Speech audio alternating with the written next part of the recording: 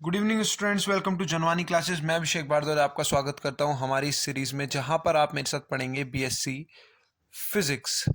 ठीक है। और आज मैं इसमें आपको, जो इतने दिनों से हम बोल रहे थे कि मैं ऑब्जेक्टिव क्लास लूंगा, तो ये जो आपकी क्लास होगी ये ऑब्जेक्टिव बेस होगी। ठीक है, यानी मैं आपको क्या करवाऊंगा, ऑब्जेक्टिव क्वेश्चंस करवाऊंगा। ठीक है, क्या करवाऊंगा आपको, ऑब्जेक्टिव क्वेश्चन करवाऊंगा। आप क्वेश्चन आएगा कि ऑब्जेक्टिव क्वेश्चन कौन से सेमेस्टर के होंगे, तो आज के लेक्चर में मैं आपको ऑब्जेक्टिव क्वेश्चन करवाऊंगा आपके फर्स्ट सेमेस्टर के लिए। ठीक है, फर्स्ट सेमेस्टर के लिए। ठीक है, तो पार्ट ए का आज, पार्ट ए की जो फर्स्ट यूनिट है, कौन सी, वेक्टर अलजेब्रा। ठीक है, सो वेक्टर अलजेब्रा के हम क्या करेंगे, अपने न्यूमेरिकल्स को स्टार्ट करेंगे। तो देखते हैं हमारे पास हमारा फर्स्ट न्यूमेरिकल क्या है। ठीक है, सो ये रहा आपका एमसीक्यू पोर्शन। और एमसीक्यू में अपना फर्स्ट क्वेश्चन देखते हैं, क्या लिखा है कि two vectors A and B are perpendicular to each other. तो इनमें से कौन सी कंडीशन आपकी पॉसिबल है जब आपके दो वेक्टर्स जो हैं वो एक दूसरे के परपेंडिकुलर होंगे। तो याद करो, मैंने आपको एक ट्रिक बताई थी। कौन सी ट्रिक? क्या वो आप नॉर्मल फॉर्मूला पढ़ते भी आए हैं अपनी जो आपकी पहली क्लासेस हैं, यानी आप 11th क्लास में पढ़ते, आपने पढ़ा भी होगा ये वाला फॉर्मूला। कौन सा? कि अगर आपके पास दो वेक्टर हो, यानी एक ए वेक्टर हो और एक बी वेक्टर हो, तो इन दोनों का जब हम डॉट प्रोडक्ट निकालते हैं तो वो हमारा किसके बराबर आता है, ए डॉट बी बराबर ए वेक्टर का मैग्नीट्यूड, बी वेक्टर का मैग्नीट्यूड, और साथ में क्या, कोस थीटा। यहां हमें क्या, परपेंडिकुलर, यानी थीटा की वैल्यू क्या है, 90 डिग्री है। थीटा की वैल्यू 90 डिग्री का मतलब क्या है कि जो आपकी कोस 90 की वैल्यू है वो क्या हो जाएगी, अब ये आपका जो पोर्शन है, ये आपका पोर्शन क्या हो जाएगा, ये आपका पोर्शन हो जाएगा क्या, कितना, जीरो। ये आपका पोर्शन कितना हो जाएगा, जीरो। यानी इसकी वैल्यू क्या आ जाएगी, इसकी वैल्यू आपकी किसके बराबर आ जाएगी, इसकी वैल्यू भी आपकी जीरो हो जाएगी। ठीक है, क्योंकि आप जीरो की मल्टीप्लाई किसी से भी करोगे तो आंसर क्या आएगा, जीरो ही निकल के आएगा। यानी इसका ऑप्शन आपका क्या होने वाला है, इसका ऑप्शन होगा ऑप्शन नंबर सी, यानी A vector dot B vector बराबर जीरो के। ठीक है बच्चों, चाहो तो आप एक काम करना, इसका स्क्रीनशॉट भी ले लेना और अपना साथ साथ इसमें टिक लगाते चले जाना बाद में। ठीक है, अब नेक्स्ट क्वेश्चन देखो क्या बोल रहा है। कह रहा है कि एक पर्सन है कि पहले वो 30 मीटर नॉर्थ जाता है, फिर वो 20 मीटर ईस्ट जाता है, फिर वो फाइनली 30√2 मीटर कहा जाता है, साउथ वेस्ट डायरेक्शन में जाता है। तो बोल रहा है कि डिस्प्लेसमेंट फाइंड करनी है आपको ओरिजिनल पोजीशन की। ठीक है, ओरिजिनल पोजीशन से क्या फाइंड करनी है, डिस्प्लेसमेंट फाइंड करनी है। जिसमें पहला ऑप्शन आपका क्या दे रखा है, 14 मीटर साउथ वेस्ट। दूसरा ऑप्शन दे रखा है आपका 28 मीटर साउथ। और थर्ड ऑप्शन दे रखा है आपका 10 मीटर वेस्ट। और लास्ट ऑप्शन आपका क्या है, 15 मीटर ईस्ट। अब देखो, ये क्वेश्चन थोड़ा कॉम्प्लिकेटेड है, देखने में आपको लगेगा कि आप यहां पर क्या करेंगे, एक अपना टेम्पररी, बोल सकते हैं हम टेम्पररी ग्राफ बना लेंगे। वो आपका ग्राफ किस तरीके से बनता है भाई, वो आपका जो टेम्पररी ग्राफ बनता है वो आपका इसी तरीके से बनता है भाई। इस तरीके से आप बना देते हैं और लिख देते हैं कि भाई इसे ईस्ट मान लेते हैं, इसे वेस्ट मान लेते हैं, इसे नॉर्थ मान लेते हैं, और ये आपका क्या कहला जाता है, ये आपका साउथ कहलाता है भाई। नॉर्मल डायग्राम इधर ही ऐसी बनता है। और फिर हम क्या करते हैं भाई, इसके अकॉर्डिंग चलते हैं। लेकिन यहां पर देखो क्या हो रहा है, पहले उसने बोला कि पहले वो गया 30 मीटर ईस्ट, 30 मीटर वेस्ट, यानी पहले वो 30 मीटर गया इधर, फिर वो किधर गया, फिर वो गया 20 मीटर ईस्ट, यानी वो फिर गया 20 मीटर इस इधर इधर। ठीक है, फिर बोल रहा है कि वो 30√2 मीटर किधर गया, साउथ वेस्ट। साउथ वेस्ट देखो आपका साउथ वेस्ट के बीच में होगा, यानी इधर गया। साउथ वेस्ट जो होगा वो एंगल कितना बनाता है, इधर 45 डिग्री एंगल बनाता है। और कितना बोल रहा है, 30√2। यानी इधर इसका कोस के साथ इफेक्ट क्या पड़ रहा होगा भाई, इस इधर अगर ये 45 बना रहा तो इधर आपका कौन सा इफेक्ट पड़ रहा होगा, कोस वाला। यानी 30√2 कोस थीटा, कोस थीटा यानी कोस 45 डिग्री। और इधर इसका कौन सा पड़ रहा होगा, इसका कौन सा कंपोनेंट आ रहा होगा, 30√2 साइन 45। अब देखो 30 के अपोज में क्या है, जो आपका 30 मीटर है उसके अपोज में कितना चल रहा है, 30√2 कोस 45। यानी इधर इधर कितना कंपोनेंट चला होगा भाई, 30 से 30 कैंसिल, यानी इधर आपका कितना कंपोनेंट चला होगा, 45 की वैल्यू कितनी, 45 की वैल्यू कितनी होती है, 1/√2। यानी ये पूरा कैंसिल आउट हो रहा है, यानी ये दोनों एक दूसरे को क्या कर रहे हैं, एक दूसरे के बराबर आ रहे हैं। ठीक है, एक दूसरे को क्या कर रहे हैं, पूरा सेटिस्फाई कर रहे हैं, पूरा क्या कर रहे हैं, सेटिस्फाई, क्योंकि आपका 1 बराबर 1 क्या आ रहा। ठीक है, तो यानी डिस्प्लेसमेंट जो होगा ना तो वो नॉर्थ डायरेक्शन में होगा, ना आपका साउथ डायरेक्शन में होगा। अब देखते हैं इधर, यानी अगर 20 के आपका 30√2 साइन 45 हो, साइन 45 यानी 30√2 इंटू 1/√2, तो √2 से √2 कैंसिल। ठीक है, अब देखो डिफरेंस कितना आ रहा है, 10 का आ रहा है, यानी इधर जो उसने डिस्प्लेसमेंट चली थी वो कितनी थी, 10। ठीक है, 10 कितनी, अब देखो इधर आंसर क्या आ रहा है, इधर आ रहा है 30 और इधर आपकी कितनी थी, इधर 20 थी और इधर जो कंपोनेंट की वजह से चल पाया वो कितनी चल पाया 30 मीटर, यानी डिफरेंस आया आपका 10 का। 10 किस डायरेक्शन में, वेस्ट डायरेक्शन में। और ऐसा ऑप्शन सिर्फ और सिर्फ आपका एक ही है इधर, 10 metre west, option number C. यानी इसका आंसर क्या हो जाएगा, option number C, 10 metre west. Okay बच्चों, अब इसी में हम अपना नेक्स्ट क्वेश्चन करेंगे। क्वेश्चन नंबर 3 बोल रहा है कि अगर n आपका एक यूनिट वेक्टर है, ठीक है, तो आपको डायरेक्शन बतानी है किसकी, कि भाई आपका n एक यूनिट वेक्टर है इन द डायरेक्शन ऑफ आपका a वेक्टर, तो इसमें से आपकी कौन सी कंडीशन सेटिस्फाई होगी। तो मैं अच्छे से आपको इस टाइप की क्वेश्चन करवा चुका हूं और इसका जो आपका आंसर होगा वो आपका होगा ऑप्शन नंबर ए। ये आपका डायरेक्ट फॉर्मूला है, ठीक है। सो इस आंसर को आपको याद भी रखना है, ठीक है, कि अगर आपको एक एन वेक्टर निकालना है किसी एक ए वेक्टर की डायरेक्शन में, तो आपका क्या होगा कि उसी वेक्टर से उसके मैग्नीट्यूड को क्या कर दो, डिवाइड कर दो। ओके, अब बोल रहा है कि आपके पास एक बंदा है, a man walks 8 metre towards east और टुवर्ड्स नॉर्थ, तो मैग्नीट्यूड बतानी है आपको डिस्प्लेसमेंट की, ठीक है। क्या बतानी है, मैग्नीट्यूड बतानी है आपको डिस्प्लेसमेंट की। तो ये तो आपका काफी सिंपल क्वेश्चन हो जाएगा, ठीक है, खाली मैग्नीट्यूड बतानी है, ठीक है। क्या बतानी है, मैग्नीट्यूड बतानी है। देखो ऊपर वाले क्वेश्चन में आपको डिस्प्लेसमेंट बतानी थी ओरिजिन से, या आपको मैग्नीट्यूड बतानी है। तो मैग्नीट्यूड आप कर सकते हो कैसे भाई, मैग्नीट्यूड आपको करना है तो क्या हो जाएगा, 8 स्क्वायर प्लस 6 स्क्वायर यानी 64 प्लस 36 यानी 100, और इसका आपको साथ में लेना है रूट, यानी 10 इसका आंसर होगा।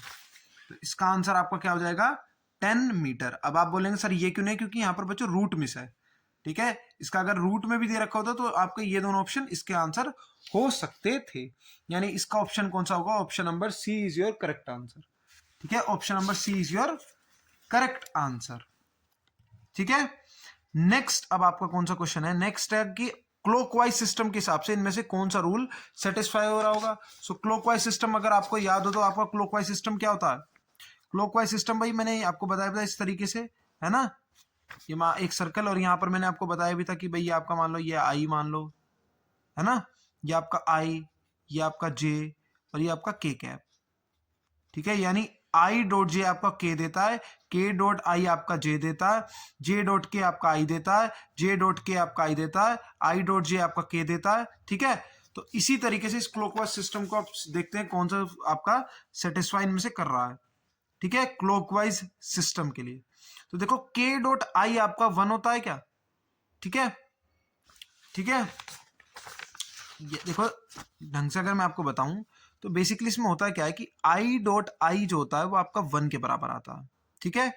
आई डॉट जे जो होता है वो आपका के बराबर आता है, माइनस नहीं है बच्चों, ये इक्वल का साइन है, इक्वल, ठीक है, के बराबर आता है, ठीक है। तो इसी टाइप का हमें चलना है। और अगर मान लो रिवर्स हो जाए तो फिर मान लो अगर इसी तरीके से इसमें हो जाता जे डॉट आई, तो वो आपका क्या हो जाता, माइनस का के कैप, ठीक है। अब देखते हैं हमारा कौन सा ऑप्शन सेटिस्फाई करा। देखो ये क्या है, आई डॉट आई, क्या है ये, आई डॉट आई बराबर किसके है, लेकिन 0 के है। अब यहां पर देखो आपका क्या है, जे डॉट के, जे क्लॉकवाइज सिस्टम, जे डॉट के बराबर आई के, यानी इसका आंसर क्या होगा, option number A is the correct answer, ठीक है। Option number A is your correct answer. तो बच्चों इस क्वेश्चन को आपको नोट भी कर लो और अच्छे से आपको याद भी रखना है कि इसका आंसर क्या होगा, I dot J, I sorry, ठीक है, यहां पर डॉट का साइन लगाना, थोड़ा सा इसमें एरर है, ठीक है। तो इसका आंसर आपका क्या होगा, आई कैप, ठीक है बच्चों। अब नेक्स्ट आपका क्वेश्चन नंबर 6 है और हमें बतानी है अगर आपके पास दो वेक्टर होंगे ए और बी, तो इनमें से आपकी कौन सी स्टेटमेंट जो है वो गलत स्टेटमेंट हो सकती है। तो बच्चों में आपको मैं बता चुका हूं क्या कि ए डॉट बी जो होता है वो आपका बी डॉट ए के बराबर होता है, यानी ये ऑप्शन जो होगा ये आपका करेक्ट ऑप्शन होगा, ठीक है। ये ऑप्शन आपका कैसा होगा, करेक्ट ऑप्शन होगा, ठीक है। ए डॉट बी आपका किसके बराबर होगा, बी डॉट ए के बराबर होगा। इसी तरीके से आपका ए प्लस बी क्या होता है, बी प्लस ए के भी बराबर होता है, ठीक है। लेकिन आपका ए क्रॉस बी जो होता है वो माइनस का बी क्रॉस ए के बराबर होता है, और ये आपका बिल्कुल सही है, कम्यूटेटिव प्रॉपर्टी को क्या कर रहा है, सेटिस्फाई कर रहा है, ठीक है। यानी जो इसका आंसर होगा वो आपका क्या होगा, answer C, option number C, ठीक है। अब हमारा नेक्स्ट क्वेश्चन यानी क्वेश्चन नंबर 7 बोल रहा है यहां पर आपके पास अगर 3 वेक्टर्स हैं तो बताओ इनमें से कौन सा आपका सेटिस्फाई करेगा। ठीक है, कौन सा रिलेशन आपका सेटिस्फाई करेगा? अगर आपके पास गिवन है कि ए डॉट बी आपका 0 के बराबर हो और ए डॉट सी भी आपका किसके बराबर हो? 0 के बराबर हो, तो क्या the vector A is parallel to, जो आपका ये ए वेक्टर है ये किस वेक्टर के पैरेलल होगा? ठीक है, ये आपका किस वेक्टर के क्या होगा? पैरेलल होगा। तो मैं आपको बता दूं, जब भी इस टाइप की आपकी कंडीशन हो, यानी अगर आपका ए डॉट बी 0 के बराबर हो और ए डॉट सी भी आपका 0 के बराबर हो, तो जो आपका ए वेक्टर है वो हमेशा जो ये दो वेक्टर्स है ना, इन दो वेक्टर्स के क्रॉस प्रोडक्ट के बराबर होता है, यानी सॉरी उसके पैरेलल होता है। ठीक है, क्या होता है? उनके पैरेलल होता है। ठीक है, यानी ए जो होगा वो आपका पैरेलल होगा B vector cross C vector के। नेक्स्ट आपका कौन सा क्वेश्चन? Question number 8। ठीक है, कौन सा क्वेश्चन? Question number 8। और क्वेश्चन नंबर 8 आपका क्या बोल रहा है? ध्यान से एक बार इसे पढ़ो। क्वेश्चन नंबर 8 हमारा क्या बोल रहा है? क्वेश्चन नंबर 8 हमारा बोल रहा है क्या, कि अगर हमारे पास एक वेक्टर है f1 vector along the positive x axis, if its vector product with another vector f2 is 0, then f2 could be। बोल रहा है कि अगर आपके पास एक f1 है जो कि x एक्सिस की डायरेक्शन में है, ठीक है, और इसका जो वेक्टर प्रोडक्ट है दूसरे वेक्टर f2 के साथ, वो क्या हो रहा है आपका? उसके साथ 0 है। यानी आपका क्या बोल रहा है ये? बेसिकली ये आपका बोल रहा है कि आपके पास एक f1 वेक्टर है, एक f1 वेक्टर है अलोंग एक्स एक्सिस है, यानी उसका क्या होगा? उसके पास सिर्फ और सिर्फ क्या होगा? आई कैप होगा। भाई क्या बोल रहा है क्वेश्चन में? अलोंग, पैरेलल नहीं है, अलोंग है। ठीक है, अलोंग यानी सिर्फ और सिर्फ एक्स एक्सिस के अलोंग जा रहा है। ठीक है, कैसा जा रहा है? सिर्फ और सिर्फ कैसा जा रहा है? एक्स एक्सिस के कैसा जा रहा है? अलोंग जा रहा है।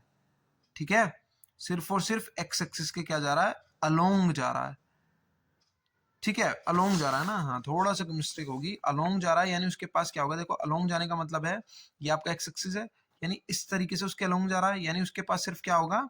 के कैप होगा। उसके पास क्या होगा? के कैप। तो ये उसके पास छोड़ो, जे कैप, सॉरी आई, भाई जेड एक्स वाई एक्सिस के लिए होता है ना जे कैप। ठीक है, यानी एफ आई आपका क्या है? जे कैप है। और एफ के आपका क्या बोल रहा है? एफ टू आपका बोल रहा है क्या? उसका वेक्टर प्रोडक्ट उसके पास कैसा है? 0 है। अब आपको एक चीज भी पता होगी, दूसरी कुछ ना भी पता हो तो आपका पता होगा, जैसे आई डॉट आई आपका किसके बराबर होता है?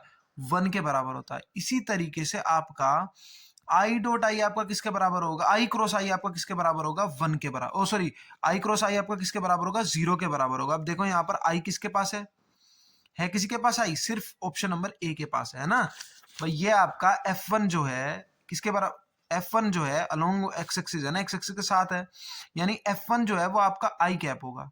ठीक है, ये हल्का सा आई कैप होगा। ये F1 के पास कहीं ना कहीं क्या होगा? ए आई कैप होगा बेसिकली। ए कुछ भी एक कांस्टेंट हो सकता है, ए आई कैप। और F2 आपका भी क्या दे रखा भाई? 4 आई कैप होगा, यानी कुछ आई कैप उसके साथ होगा, तभी तो आपका क्या होगा भाई? आपको पता है आई क्रॉस आई क्या होता है? आई वेक्टर क्रॉस आई वेक्टर आपका किसके बराबर होता है? 0 के बराबर होता है। यानी क्या होगा? यानी क्या होगा? आपका दूसरे वाले के पास भी क्या होना चाहिए? आई कैप होना चाहिए। सो आपका ऑप्शन नंबर इसका क्या हो जाएगा? ऑप्शन नंबर ए करेक्ट हो जाएगा। नेक्स्ट आपका कौन सा क्वेश्चन है? क्वेश्चन नंबर 9 बोल रहा है क्या, कि अगर ए डॉट बी आपका ए का मैग्नीट्यूड इंटू बी का मैग्नीट्यूड है, तो एंगल आपका किसके बराबर होगा? तो बिल्कुल पहले वाला क्वेश्चन है, ये वाला फॉर्मूला लगेगा। अब सिर्फ यहाँ क्या बोल रहा है कि ए डॉट बी जो है वो सिर्फ इतना है, यानी इसकी वैल्यू कितनी आ रही है? 1 आ रही है। तो यानी थीटा आपका कितना होना चाहिए? थीटा आपका होना चाहिए यहाँ पर 0 डिग्री, क्योंकि कोस 0 की वैल्यू क्या होती है? 1। कोस 0 की वैल्यू 1 होगी तभी तो सिर्फ ये इतना ही होगा, तो यही फॉर्मूला लगेगा। और आपका क्या होगा? थीटा एंगल कितना होगा? एंगल आपका वहां होना चाहिए 0। और देखो यहाँ पर 0 कहीं है? सिर्फ पहले ऑप्शन में। तो यानी इसका आंसर क्या होगा? Option number A is your correct answer. Option number A is your correct answer. तो बच्चों क्वेश्चन नंबर 10 आपका बोल रहा है क्या, कि ए वेक्टर क्रॉस बी वेक्टर का होल मैग्नीट्यूड जो है वो आपका A vector dot B vector के इक्वल है। तो अब इन दोनों के बीच का एंगल आपका क्या होगा? ठीक है, अब इन दोनों के बीच का एंगल आपका क्या होगा? तो देखो क्रॉस वाले का जो फॉर्मूला होता है वो आपका क्या होता है? क्रॉस वाले का फॉर्मूला आपको याद भी होगा क्या? क्रॉस वाले के फॉर्मूले में आपके पास क्या आ जाता है? 90 डिग्री आ जाता है ना। और जब भी याद रखना, जब भी ये वाली टाइप की कंडीशन होगी, जब भी देखो यहाँ पर डॉट है और यहाँ पर क्रॉस है। अब आपको बता दूं मैं कि क्रॉस के साथ हमेशा क्या आता है? कोस थीटा, और डॉट के साथ हमेशा क्या आता है? Sine theta. ठीक है, इस चीज का भी आपको याद रखना है। फॉर्मूला इसका कुछ इस तरीके से होता है। अगर मैं क्रॉस वाले की बात करूं तो देखो क्रॉस वाले का फॉर्मूला आपका जो होता है बेसिकली वो किस तरीके का होता है, वो आपका होता है कि भाई A vector cross B vector आपका बराबर होगा A vector dot B vector upon A vector का मैग्नीट्यूड और बी वेक्टर का मैग्नीट्यूड। ठीक है, ये फॉर्मूला होता है। और A vector dot B vector का फॉर्मूला क्या होता है आपका, A vector dot B vector का फॉर्मूला आपका क्या होता है, A vector dot B vector sine theta, A vector dot B sorry sorry sorry ए का मैग्नीट्यूड बी का मैग्नीट्यूड कोस थीटा। ठीक है, बोल रहा है कि ये दोनों आपके क्या हैं, ये दोनों आपके बराबर हैं, ये दोनों आपके क्या हैं, बराबर हैं। ठीक है, एक सेकंड रुकना, मैंने मुझे लग रहा है कुछ मिस्टेक कर दी है यहाँ पर, सॉरी सॉरी, इसका फॉर्मूला हल्का सा सही करके लिखेंगे बच्चों। क्या कि जो आपका ए क्रॉस बी का होल मैग्नीट्यूड होता है वो आपका बराबर होता है ए वेक्टर और बी वेक्टर और कितना यहाँ पर साइन थीटा के। ठीक है, साइन थीटा का बोल रहा है आपका, ऊपर नीचे वाले दोनों कैसे हैं, दोनों आपके बराबर हैं। तो दोनों बराबर आपके कौन सी कंडीशन में हो सकते हैं, सिर्फ कब, साइन थीटा और कोस थीटा कब बराबर हो सकते हैं, जब आपका एंगल उनके बीच का क्या हो, पाई बाय 4 हो। सिर्फ तभी तो इक्वल हो सकते हैं ना, जब आपका एंगल क्या हो, पाई बाय 4 हो। तो आंसर इसका क्या होगा, ऑप्शन बी, पाई बाय 4। ठीक है, अब नेक्स्ट क्वेश्चन भी देखो आपका पूरा का पूरा वेक्टर की फॉर्म में है। ठीक है, और इसी को ही आपको सोल्व करना है, तो रिलेटिव वेलोसिटी निकालनी है।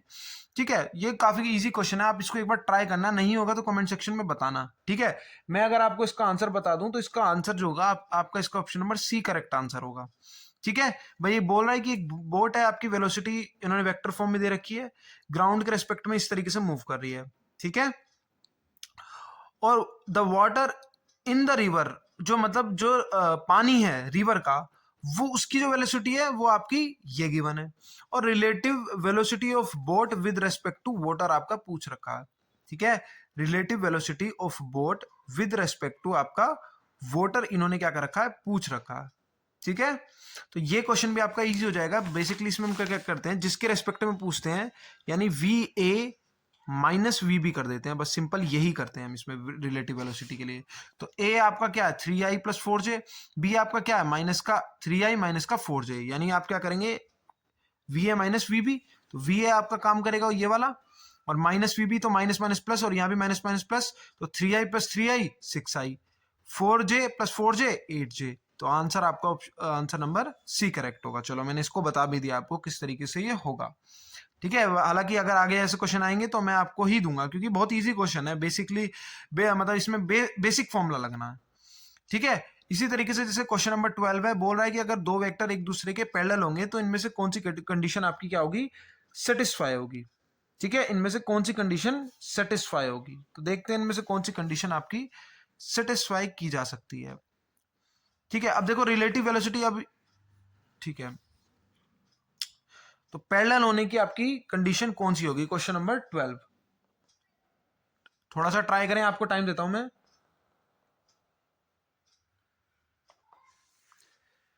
ठीक है, अब देखना, पैरेलल है, ओके बच्चों। यहां पर थोड़ा सा इन्होंने जो ऑप्शंस दिए हैं ना, वो थोड़ा मैं बोल सकता हूँ कॉम्प्लिकेटेड ऑप्शंस हैं। क्यों, क्योंकि इसका आंसर ये भी हो सकता है और ये भी हो सकता है, क्योंकि क्रॉस के, अगर हम क्रॉस प्रोडक्ट के हिसाब से देखेंगे तो आंसर आएगा इसका ऑप्शन नंबर सी, और आपका डॉट प्रोडक्ट के हिसाब से देखेंगे तो इसका आंसर आएगा ये।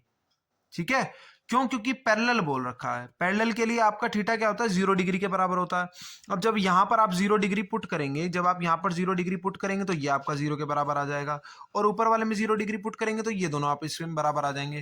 तो यानी इसका जो आंसर होगा वो आपका, इसका answer number option number C और डी बोथ होगा। ठीक है, हालांकि एग्जाम में मेरे ख्याल से ऑप्शन थोड़ा अलग बदल, अगर आया ऐसा क्वेश्चन तो ऑप्शन थोड़ा सा वो चेंज करके दे देंगे। ठीक है, तो इस चीज का थोड़ा सा ध्यान रखना बस जल्दबाजी में। हालांकि अगर इस तरीके से आंसर क्वेश्चन आया अभी तो आपको मार्क्स दिए जाते हैं इस टाइप के क्वेश्चंस के। ठीक है, नेक्स्ट आपसे बोल रहा है क्या कि अगर आपके पास किसी एक पैरेललोग्राम की 3 साइड्स हैं तो उसका वॉल्यूम आप किस तरीके से निकाल सकते हो। देखो इसका मैं आपको फॉर्मूला बहुत अच्छे से आपको याद भी करवा चुका हूँ कि इसका फॉर्मूला जो होता है वो आपका होता है A vector dot B vector cross C vector, यानी ऑप्शन नंबर सी जो होगा वो इसका करेक्ट आंसर होगा एकदम। नेक्स्ट आपका क्वेश्चन नंबर 14 जो होगा, the necessary and sufficient condition for the vector A B C to be coplanar is, यानी अगर आपके पास ए बी सी हमारे पास तीन वेक्टर्स हैं और वे एक दूसरे के कोप्लेनर होंगे, इसकी कंडीशन आपकी क्या हो सकती है? ठीक है, इसकी कंडीशन आपकी क्या हो सकती है? तो मैं आपको बता दूं, इसकी कंडीशन जो होती है आपकी वो होती है क्या, कि ये जो आपका वॉल्यूम है, ठीक है, ये जो आपका वॉल्यूम निकल कर आया है ये आपका किसके बराबर हो? जीरो के बराबर हो। भाई वॉल्यूम कब बन सकता है? वॉल्यूम तब बन सकता है जब लाइन एक दूसरे के कोप्लेनर नहीं होंगी भाई, ठीक है। लाइन कब बन सकता है? जब एक दूसरे के कोप्लेनर नहीं होंगी, अलग अलग प्लेन्स पर लाई कर रही होंगी। लेकिन अगर कोप्लेनर है तो क्या होगा भाई वॉल्यूम कब बनता है? जैसे फॉर एग्जांपल अगर आपकी ये बुक बन रही है, देखो इस बुक को ध्यान से देखो, अगर ये आपकी बुक बन रही है तो क्या हो रहा है? देखो ये एक अलग प्लेन है, इसकी जो ब्रेथ है वो अलग प्लेन बना रही है, हाइट एक अलग प्लेन बनाती है, बेस एक अलग प्लेन बनता है, और उन सबको जोड़कर हमारे पास एक वॉल्यूम तैयार हो जाता है। और अगर यही सब एक प्लेन पर लाई करते तो वॉल्यूम कैसा होता? वॉल्यूम उसका जीरो के बराबर आता। यानी क्वेश्चन नंबर 14 आपका क्या है? क्वेश्चन नंबर 14 का आंसर होगा बी, यानी A vector dot B vector cross C vector बराबर जीरो के। ठीक है, अब क्वेश्चन नंबर 15 बोल रहा है कि इन तीनों में से आपका कौन सा इनकरेक्ट है।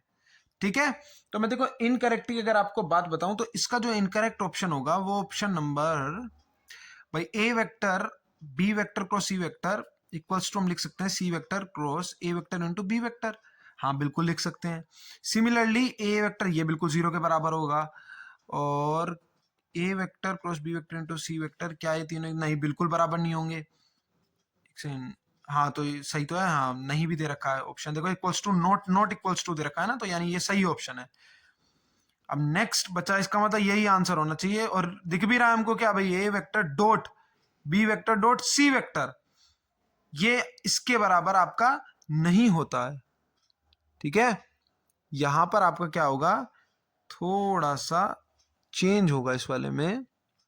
ठीक है, एक सेकंड रुकना बच्चों, कुछ इसमें एरर लग रही है मुझे, मैं एक बार चेक करता हूं।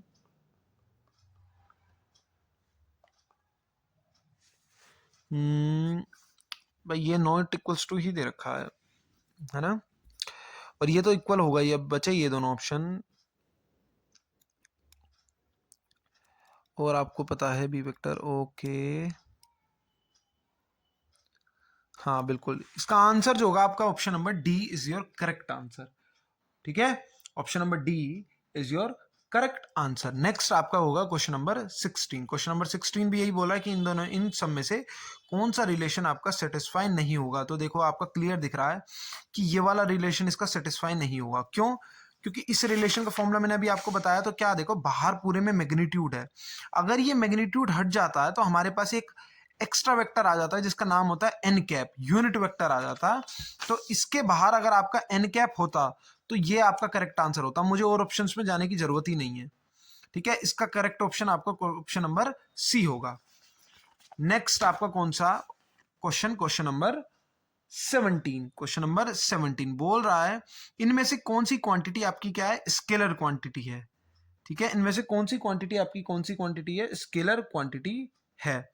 तो मैं आपको बता दूं इलेक्ट्रिक फील्ड आपकी क्या सी होती है, वेक्टर क्वांटिटी होती है। वेलोसिटी आपकी एक वेक्टर क्वांटिटी होती है। एंगुलर मोमेंटम आपकी एक वेक्टर क्वांटिटी होती है। लेकिन आपकी इलेक्ट्रोस्टैटिक पोटेंशियल कैसी क्वांटिटी होती है, वेक्टर क्वांटिटी होती है। ठीक है, सॉरी स्केलर क्वांटिटी होती है। यानी इसका आंसर जो होगा वो आपका option number B is your correct answer.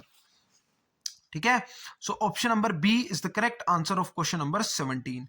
Next आपका क्वेश्चन नंबर 18 आता है, वही चीज बोल रहा है वापिस से, इनमें से कौन सा स्टेटमेंट आपका क्या है, ट्रू है। इनमें से कौन सा स्टेटमेंट आपका ट्रू है। तो अगर हम देखें क्या कि बोल रहा है ये कि ए वेक्टर प्लस बी वेक्टर का होल मैग्नीट्यूड जो होता है वो हमेशा छोटा होता है आपका A vector plus B vector के, इनके इंडिविजुअल मैग्नीट्यूड के। देखो जब भी इस टाइप से क्वेश्चन आए तो आप क्या करें कि अपनी तरफ से एक वेक्टर को लेट कर लें, वो आपके लिए ज्यादा सही रहेगा। जैसे अगर हम लेट कर लें क्या कि अगर मेरे पास ए वेक्टर है, ए वेक्टर वो मेरे पास मान लो क्या है 5 आई कैप है। दूसरा मेरे पास बी वेक्टर है जो मेरे पास क्या है, मान लो मेरे पास दूसरा, चलो इस तरीके से मानता हूं जो मैं निकाल भी पाऊंगा ना, 8 आई कैप मान लेता हूं। दूसरा वेक्टर मेरे पास क्या है, 6 आई कैप है।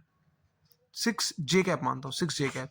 यानी अगर मैं इसका मैग्नीट्यूड निकालूं, इनका होल मैग्नीट्यूड निकालूं, तो मेरे पास क्या होगा, क्या होगा भाई 8 + 6, यानी मुझे किसका निकालना पड़ेगा, 14 का वो निकालना पड़ेगा भाई। क्या होगा ये 8i + 6j। इसका मैग्नीट्यूड अगर मैं निकालूंगा तो मेरे पास क्या हो जाएगा 64 + 36 यानी 10।